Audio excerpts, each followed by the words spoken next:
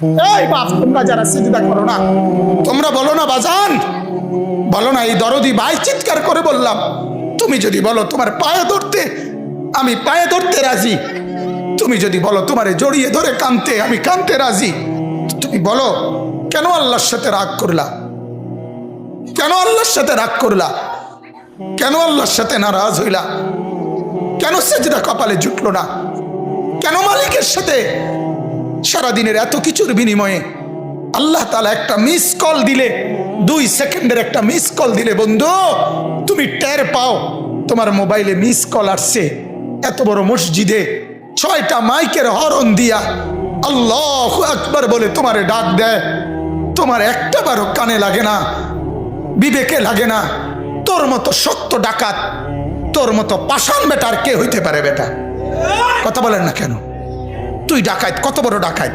ওয়ায়াউমা তাকুমুস সাআতু ইউবলিসুল মুজরিমুন।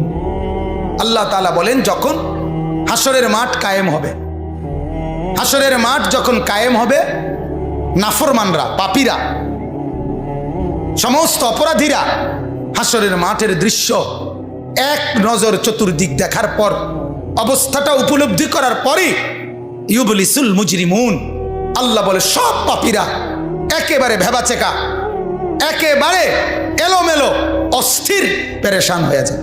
হায় এখন কি হবে? এখন কি হবে?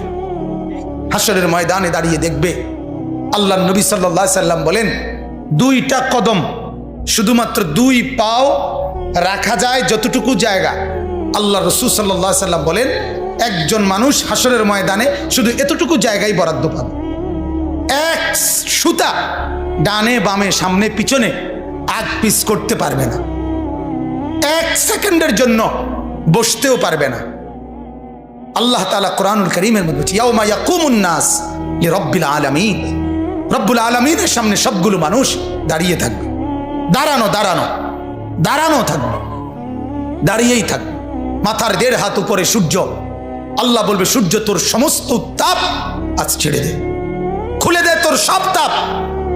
পায়ের নিচের জমিন উত্তপ্ত তামার মতো উত্তপ্ত হয়ে যাবে। এরপরে আল্লাহ পাক রব্বুল আলামিন ফেরেশতাদেরকে দিয়ে জাহান্নামকে, কোরআনের স্পষ্ট আয়াত ওয়াজিআ ইয়াউমা ইদিম বিজাহান্নাম, হাসরের ময়দানে এরকম পাশে জাহান্নামকে ফেরেশতারা টেনে আনবে। 70,000 শিকল হাদিসের মধ্যে আছে জাহান্নামের মধ্যে লাগাবে। প্রতি শিকলের মধ্যে 70,000 কড়া থাকবে,